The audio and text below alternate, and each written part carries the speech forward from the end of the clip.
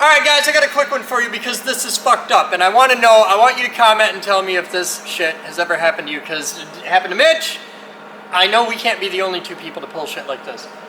This is my car! You can tell it's subtle, but it says it's my car. On Sunday, we came out and worked on the boat, and I had my little wireless earbuds. I use them as hearing protection. It's what I got. Because I like tunes.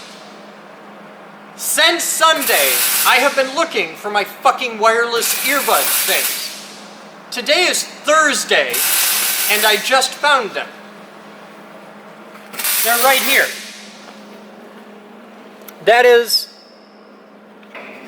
and they're still, like, they're good. They're fine. They've been in the rain.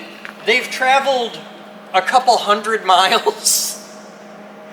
And here they are. So, I want to know your story of something that you lost on or in your car that you got back a long time later.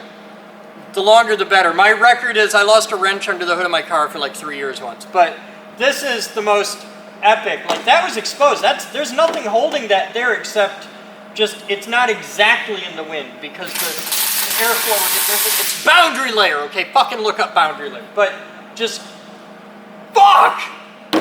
I got them back, I'm happy. I gotta see if they work, but yeah, I'm gonna get suited up and grind some steel. So comment in, I wanna hear your story. I wanna know what you got. You guys have fun. I'm Chris Boden, I'll see you next time.